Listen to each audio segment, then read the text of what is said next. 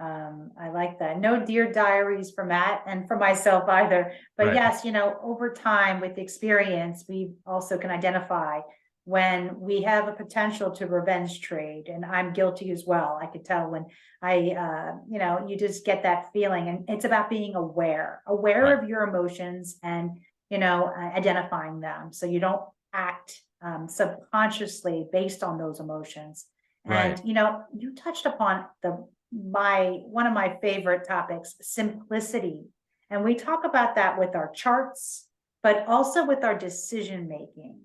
And I just want to bring up 2 points regarding decision making, because that is an area I focus on. We have bandwidth constraint, and too much noise, and we're just bombarded with information.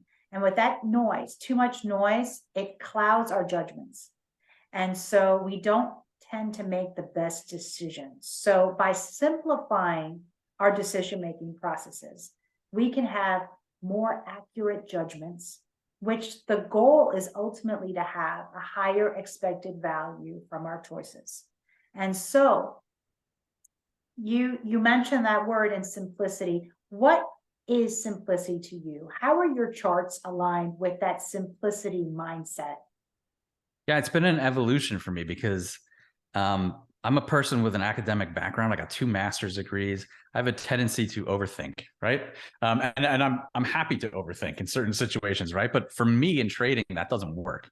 It's not about overthinking. It's about spotting an opportunity and executing based on the experience that you have and the simple decision-making process you have in place, right? So for me, it's like I could sit there and see a chart and then start to question it. I could add 5 indicators and say, well, price looks pretty good, but the MACD looks, is doing X, Y, Z, and then the on-balance volume is doing X, Y, Z. So maybe they're gonna fight with each other. And I got a CMT, right? So with that absolutely leads me to be able to over intellectualize in the indicator field as well. But going through that process actually made me even more aware that simplicity is better.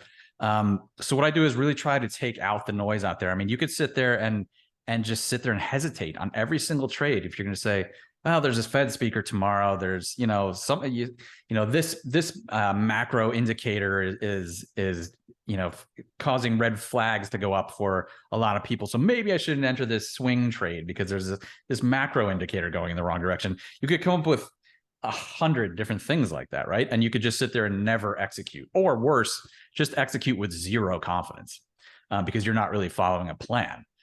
So what I've done over the years is, I started off with charts where I probably had 3 or 4 indicators, and I would look for the magic indicator. All I have to do is figure this one out, and I'm going to have this whole market thing cracked.